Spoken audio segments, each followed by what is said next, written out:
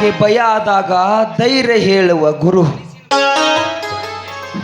ಒಂಟಿ ಎನಿಸಿದಾಗ ನಿನ್ನೊಂದಿಗೆ ನಾನಿದ್ದೇನೆ ಎಂದು ಹೇಳುವ ಅತ್ತಿಗೆ, ಕಷ್ಟ ಅಂತ ಬಂದಾಗ ಪರಿಹಾರ ಮಾಡುವ ಗುರು, ದುಃಖ ಆದಾಗ ಸಾಂತ್ವನ ಹೇಳುವ ಅತ್ತಿಗೆ,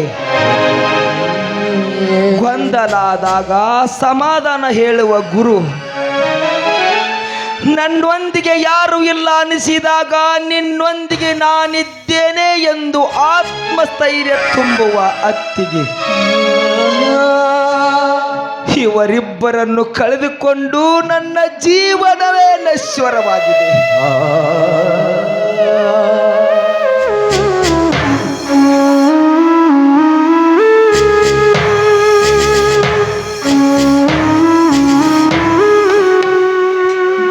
ಕ್ರಾಂತಿ, ಈಗ ಬಂದೇನಪ್ಪ. ನೇಗ್ಲ ಹೊಡಿದು ಮುಗಿತು, ಇನ್ನ ಉಳ್ದೈತು. ಯಾಕಂದ್ರೆ ಮಳೆರಾಯ ಆಗ ಈಗ ಅನ್ನಕತ್ಯ. ರೈತನ ಬೆನ್ನೆಲುಬಾಗಿರುವ ಈ ನೇಗಿಲಿನಿಂದ ಭೂಮಿಯನ್ನ ಹದಗೊಳಿಸಿ ಉತ್ತಿ ಬಿತ್ತಿದರ ಆ ಮೇಘರಾಜನ ಸ್ಪರ್ಶದಿಂದ ಭೂಮಿ ಹಚ್ಚ ಹಸರಕತ್ತೋ ತಮ್ಮ, ಹಚ್ಚ. ಅಣ್ಣ, ರೈತ ಹಗಲು ರಾತ್ರಿ ದುಡಿದರೂ ಏನು ಪ್ರಯೋಜನ ಇತ್ತು? ಅವನ ಉಪಯೋಗಿಸುವ ವಸ್ತುಗಳ ಬೆಲೆ ದಿನ ದಿನವೂ ಹೆಚ್ಚಾಗುತ್ತದೆ ವಿನಃ ಬೀಜ, ಗೊಬ್ಬರ, ಔಷಧಿಗಳ ಬೆಲೆ ಪ್ರತಿದಿನವೂ ಗಗನಕ್ಕೆ ಏರುತ್ತದೆ. ದುಬಾರಿ ಬೀಜ, ಗೊಬ್ಬರ ಭೂಮಿಯಲ್ಲಿ ಹಾಕಿ ಹಗಲು ರಾತ್ರಿ ದುಡಿದರೂ ಅವನ ಪರಿಶ್ರಮದ ಮಧ್ಯವರ್ತಿಗಳ ನಿಗದಿ ಬೆಲೆ ಕಟ್ಟಿ ಬರಬೇಕು, ಇಲ್ಲ ರಸ್ತೆಯಲ್ಲಿ ಬಿಸಾಕಿ ಬರಬೇಕು. ಹೀಗಿರುವಾಗ ರೈತ ಯಾವಾಗ ಉದ್ಧಾರ ಆಗ್ಬೇಕನ್ನ, ಯಾವಾಗ ಉದ್ಧಾರ ಆಗ್ಬೇಕು? ತಮ್ಮ ಕ್ರಾಂತಿ, ಬದುಕು ಅನ್ನೋ ಈ ಹೊಲದೊಳಗ ಸಮಸ್ಯೆಗಳು ಅನ್ನೋ ಕಸ ಹಂಗ ಎದ್ದ ಹೇಳ್ತೈತೋ ತಮ್ಮ, ಎದ್ದ ಹೇಳ್ತ. ಹಂಗಂತೇಳಿ ಈ ಹೊಲನ ಬಿಟ್ಟು ಹೋಗಾಕತ್ತೇನೋ? ಕಸ ಕೀಳು ಕಲೆ ಕಲತ ಬಾಳೆ ಬದುಕಬೇಕು, ಈ ಜಗದಾಗ ಬಾಳೆ ಬದುಕಬೇಕು.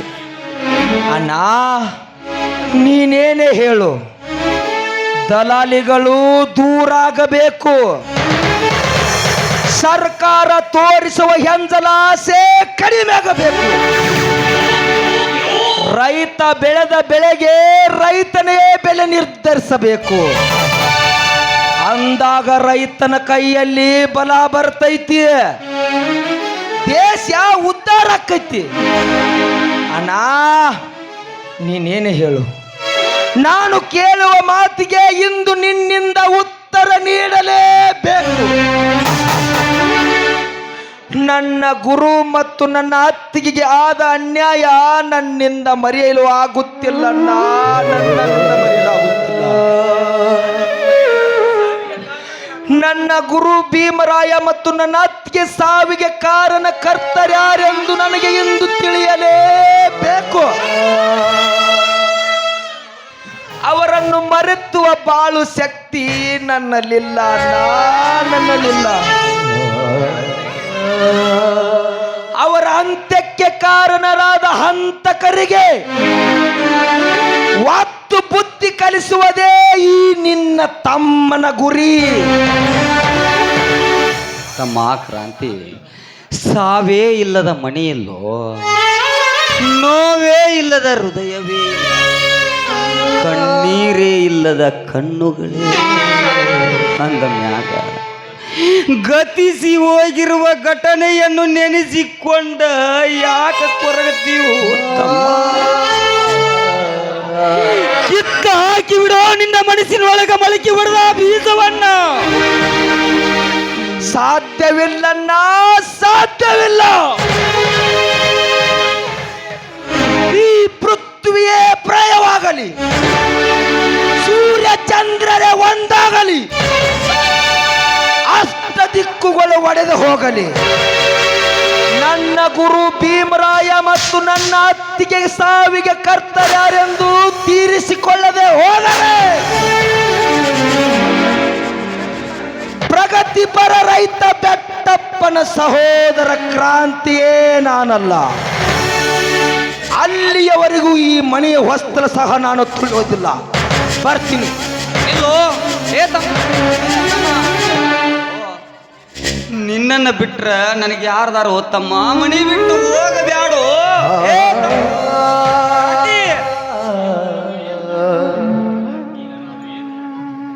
ಈಗ ನಾನು ಏನು ಮಾಡಲಿ? ಇವನು ಹಿಡಿದಿರುವ ಆಟವನ್ನು ಬಿಡುವವನೇ ಅಲ್ಲ. ಅಯ್ಯೋ ದೇವರೇ, ಕ್ರಾಂತಿ ನಿನ್ನ ಮುಂದೆ ನಿಜ ಹೇಳು ಹೇಳು ಅಂತ ನನ್ನ ಆತ್ಮ ಒಂದೇ ಸವಣ ಚಡಪಡಿಸಾಕ. ಆದ್ರೆ ಏನು ಮಾಡೋದು? ಭೀಮರಾಯ ನಿನ್ನ ಮುಂದೆ ಹೇಳಬೇಡ ಅಂತ ನನ್ನ ಕಡೆಯಿಂದ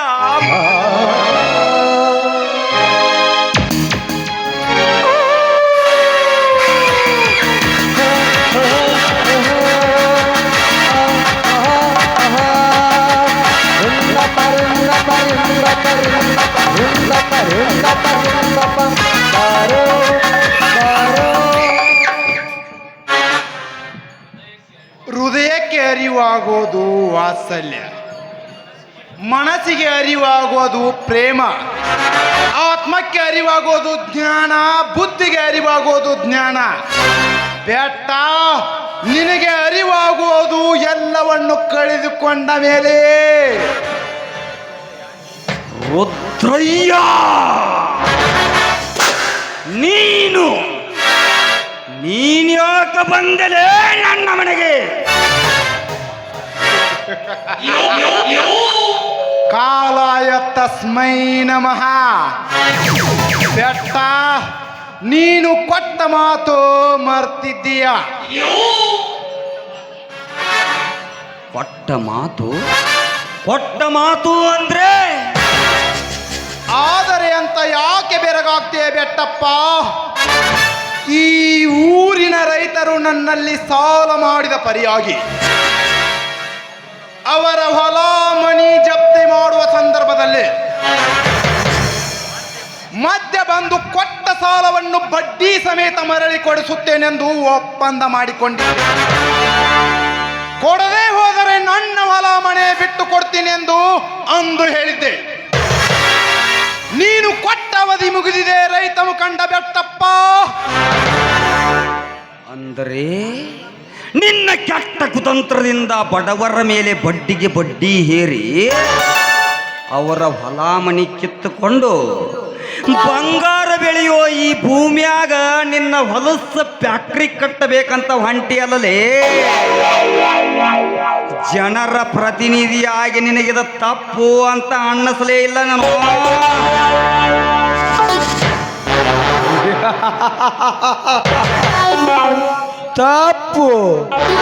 ತಪ್ಪು ಎನ್ನುವ ಶಬ್ದ ನಮ್ಮ ಲೈಫ್ ಎಂಬ ಡಿಕ್ಷನರಿಯಲ್ಲೇ ಇಲ್ಲ. ಅಂದು ಮಧ್ಯ ಬಂದು ತಡೆಯದೆ ಹೋಗಿದ್ದರೆ ಈ ಹೊಲಸು ರೈತರ ಹೊಲದಲ್ಲಿ ಫ್ಯಾಕ್ಟ್ರಿ ಕಟ್ಟಿ ಓಪನಿಂಗ್ ಮಾಡಿ ಸ್ಮಗ್ಲಿಂಗ್ ಮಾಲ್ ಪಾರ್ಸಲ್ ಮಾಡುತ್ತಿದ್ದೆ. ಈಗ ನಾನು ಏನಾಗಿದೆ ಅವರ ಹೊಲದ ಬದಲಾಗಿ ನಿನ್ನ ಹೊಲದಲ್ಲಿ ಫ್ಯಾಕ್ಟ್ರಿ ಕಟ್ತೀವಿ. ಅದನ್ಯಾವ ಗಂಡಸು ಬಂದು ತಡಿತಾನೆ? ನಾವು ನೋಡೇ ಬಿಡ್ತೀವಲ್ಲ. ಏ ಕೆಟ್ಟ ಕುತಂತ್ರಿ ನನ್ನ ಮಗನೇ, ಹರಿಯೋ ನೀರಿಗೆ ಅಡ್ಡಲಾಗಿ ಆಣೆ ಕಟ್ಟತೀನಿ ಅಂದ್ರೆ ನಿಂತ ಈ ಕ್ಷಣದಾಗ ನನ್ನ ಇಡೀ ಆಸ್ತಿನ ಬರೆದು ಕೊಡ್ತಾನ. ಯಾಕಂದ್ರ ಆಣೆ ಕಟ್ಟಿನ ಕೆಳಭಾಗದ ರೈತರಿಗಾದ್ರೂ ನೀರಿನ ಅನುಕೂಲ ಆಕೈತೆ ಅನ್ನೋ ಸಮಾಧಾನ ನನಗಿರ್ತೈತೆ. ಅದನ್ನ ಬೆಟ್ಟ ನಿನ್ನ ಹೊಲಸ ಫ್ಯಾಕ್ಟ್ರಿ ಕಟ್ಟತನಂದ್ರ ಅದು ಎಂದಿಗೂ ಸಾಧ್ಯವಿಲ್ಲ. ಬಿಟ್ಟು ಕೊಡುವುದಿಲ್ಲ. ಪರವಾಗಿಲ್ಲ, ಇನ್ನೊಂದು ಒಳ್ಳೆಯದೇ ಆಯ್ತು. ಕೊಟ್ಟ ಮಾತಿಗೆ ಬೆಟ್ಟಪ್ಪ ನಡೆದುಕೊಳ್ಳಲಿಲ್ಲ ಎಂದು ಅಪಪ್ರಚಾರ ಮಾಡಿಸ್ತೀನಿ.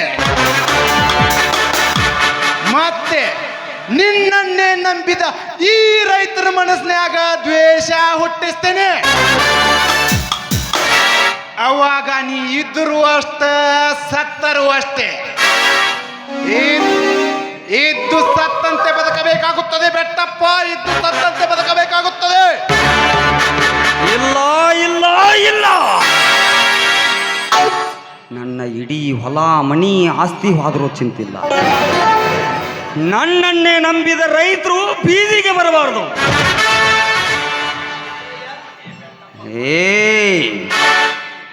ಈ ಬೆಟ್ಟಪ್ಪ ಕೊಟ್ಟ ಮಾತು ಇಟ್ಟ ಹೆಜ್ಜೆ ಯಾವತ್ತಿಗೂ ಹಿಂದೆ ಪಡದಿಲ್ಲ, ಇನ್ನು ಮುಂದೆ ಪಡೆಯೋದು ಇಲ್ಲ. ಇದಪ್ಪ ಗಂಡ ಮಾತಂದ್ರ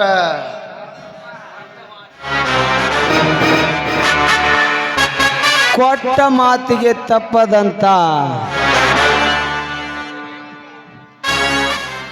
ಕೊಟ್ಟ ಮಾತಿಗೆ ಮನೆ ಬಿಟ್ಟು ಹೊರಗೆ ಹೋಗುವೆಯೋ ಅಥವಾ ಹೋಗುತ್ತೇನೆ ಹೋಗುತ್ತೇನೆ. ಹೋಗುವ ಮುಂಚೆ ನಿನಗೊಂದು ಮಾತು ಹೇಳುತ್ತೇನೆ, ಚೆನ್ನಾಗಿ ನೆನಪಿಟ್ಟುಕೋ. ಪ್ರಾಣಿ ಪಕ್ಷಿಗಳಿಗೆ ಗೂಡಾಗಿ, ಬಡ ಭಕ್ತರಿಗೆ ಅಕ್ಷಯ ಪಾತ್ರೆಯಾಗಿ, ಅನಾಥರಿಗೆ ಆಶ್ರಮವಾದ ನನ್ನ ಹೊಲದಲ್ಲಿ ಈ ಭೂತಾಯಿಯ ಮಡಿಲಿನಲ್ಲಿ ಏನಾದರೂ ಕೆಟ್ಟ ಕೆಲಸ ಮಾಡಿದ್ದಿ ಆದ್ರೆ ನಾನು ಸತ್ತು ಮಣ್ಣಲ್ಲಿ ಮಣ್ಣಾಗಿ ಹೋದರೂ ಎದ್ದು ಬಂದು ಎದೆಗೆ ಬದಿತೀನಿ. ಜೋಕಿಲೆ ಮಗನ,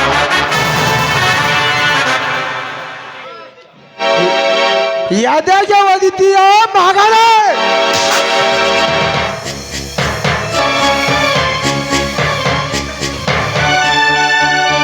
ಸ್ವೀಕರಿಸೋ ಮಗನ ಈ ಯಮದೂತನ ಶಿಕ್ಷೆಯನ್ನು. ಇಡೀ ರಾಜ್ಯಕ್ಕೆ ಮಂತ್ರಿವರ್ಮನಾದ ನಮಗೆ ಬಾಯಿಗೆ ಬಂದಂತೆ ಮಾತನಾಡುವಿಯ ಮಗನೇ? Good, very good Garuda. ಆ ಕತ್ತೆಗೆ ಒಳ್ಳೆ ಶಿಕ್ಷೆನೇ ಕೊಟ್ಟೆ. ಏ ಬೆಟ್ಟ, ಕೊಟ್ಟೆ ಮಾತಿನಂತೆ ನಡೆದುಕೊಂಡರೆ ಒಳ್ಳೆಯದು. ಇಲ್ಲವಾದರೆ ನೀನು ಹೋಗುವುದಿಲ್ಲ ಈ ಮನೆಯಿಂದ, ನಿನ್ನ ಹೆಣ ಹೋಗುತ್ತದೆ. ಹುಷಾರ್. ಲೇ ಪಾಪಿಗಳೇ, ಅನ್ನ ಹಾಕುವ ರೈತನಿಗೆ ಒದಿತಿರಲ್ಲ, ನಿಮ್ಮ ಕಾಲಿನಲ್ಲಿ ಹುಳ ಬಿದ್ದು ಸಾಯ್ತಿರಲ್ಲ. ನೀವು ಮಾಡಿದ ಅನ್ಯಾಯವನ್ನು ನನ್ನ ತಮ್ಮನಿಗೆ ತಿಳಿಸಿದರೆ ನನ್ನ ಹೆಂಡತಿ ಮೆಟ್ಟುವ ಚಪ್ಪಲಿಯ ಸರ ಮಾಡಿ ನಿಮ್ಮ ಕೊರಳಿಗೆ ಹಾಕಿ ಹರಕೆಯ ಕೋಣದಂತೆ ಕತ್ತರಿಸಿ ಬಿಡುತ್ತಾನೆ. ಬಲು ಜೋಕೆ. ನಿನಗೆ ಹೇಳಲು ಬಾಯಿಲ್ಲ, ನಿನಗೆ ಕೇಳಲು ಕಿವಿಯಿಲ್ಲ. ಆ ನಿನ್ನ ತಮ್ಮ ಬರುವುದ್ರೊಳಗಾಗಿ ಅವನ ದರಿದ್ರ ದೇಹವನ್ನು ಈ ಮಣ್ಣಿನಲ್ಲಿ ಹುತ್ತಾಕಲಿಲ್ಲ. ನನ್ನ ಹೆಸರು ಗರಿ ಬಿಚ್ಚಿದ ಗರುಡನೇ ಅಲ್ಲ.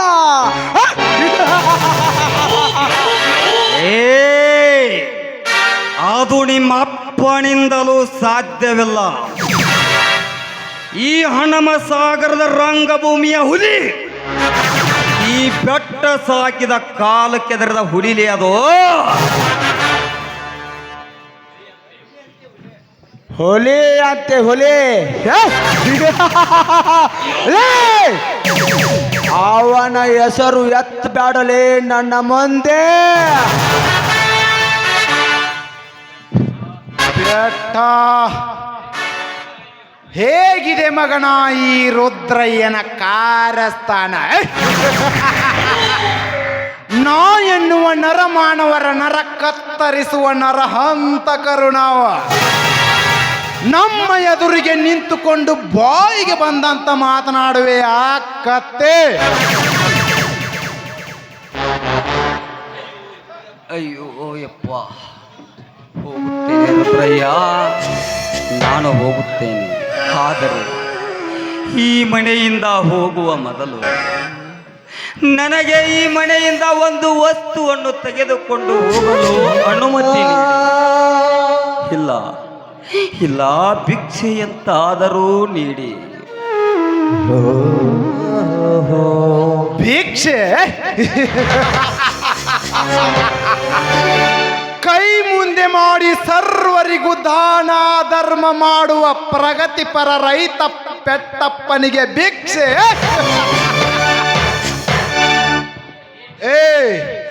ಏನು ಈ ಕ್ಷಣದಲ್ಲಿ ಬಿಟ್ಟು ಹೋಗುವ ಇಲ್ಲಿಂದ. ಈ ಕ್ಷಣದಿಂದಲೇ ಈ ಮನೆ ನಮಗೆ ಸೇರಿದ್ದು.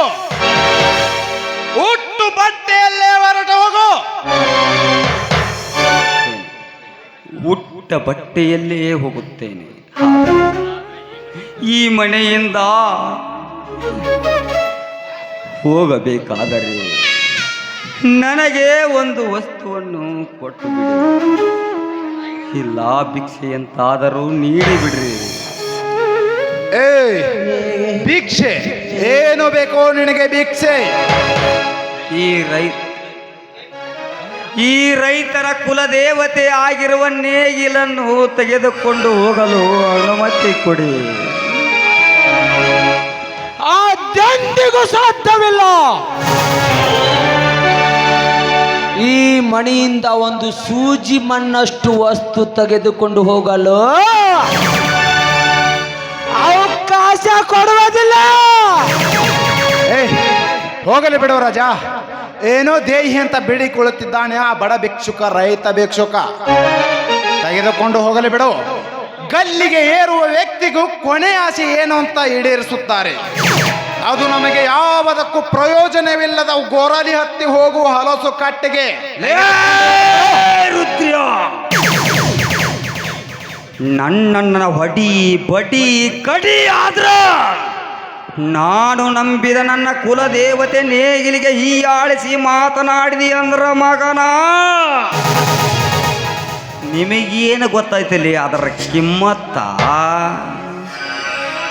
ಆಸೆ ಎಂಬ ಮಂಕು ಬಡ್ದಿರುವರ ಮೂರ್ಖರೇ. ನೇಗಿಲಿಗೆ ಸಿಂಗಾರ, ರೈತನಿಗೆ ಬಂಗಾರ ಅಂದ್ರೆ ಇದರ ಅರ್ಥ ಗೊತ್ತೈತೇನೋ ನಿನಗ? ಕೋಲ್ ಮಿಂಚೆಂಬ ಈಸದಿಂದ ಆಕಾಶವೆಂಬ ದೊಡ್ಡಕ್ಕೆ ಸೇರಿಸಿ, ತ್ರಿಶೂಲ ಎಂಬ ಮುಂಜ ಜೋಡಿಸಿ, ನಂದಿ ಎಂಬ ನಗ ಕಟ್ಟಿ, ಮೋಡ ಎಂಬ ಬೀಜ ಬಿತ್ತಿದ್ರ ರೈತನ ಬಾಳ ಬಂಗಾರ ಆಕ್ಕೈತಿಲೇ, ಬಂಗಾರ ಆಕ್ಕೈತ್ಯ. ಈ ನಿನ್ನ ಹರಕೆಯತೆ ಕೇಳಲು ಇಲ್ಲಿ ಯಾರೂ ಇಲ್ಲ. ಭಿಕ್ಷೆ ಹಾಕಿದ್ದೇನೆ, ತೆಗೆದುಕೊಂಡು ಹೋಗೋ ನಿನ್ನ ಕುಲದೇವತೆಯನ್ನು. ಹೋಗುತ್ತೇನೆ, ಆದರೆ ಹೋಗುವ ಮೊದಲು ನಿಮಗೊಂದು ಮಾತು ಹೇಳುತ್ತೇನೆ. ಈ ರೈತನ ಹೊಲದಲ್ಲಿ ನೀನೇನಾದರೂ ಅನ್ಯಾಯವೆಸಗಿದರೆ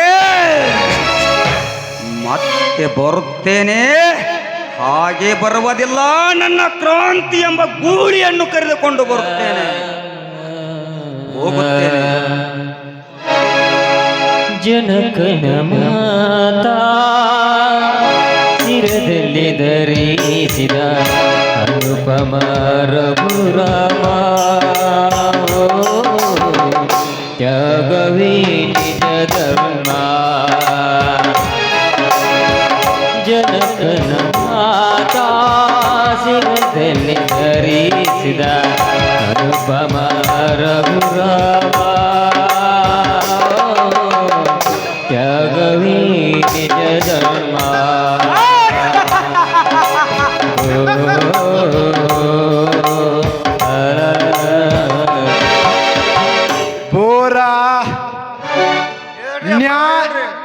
ನ್ಯಾಯ ನೀತಿ ಧರ್ಮವೆಂಬ ಈ ರೈತನ ಮನೆಯಲ್ಲಿ ಗುಂಡು ದಂಡಿನ ಪಾರ್ಟಿ ಏರ್ಪಾಡು ಮಾಡು.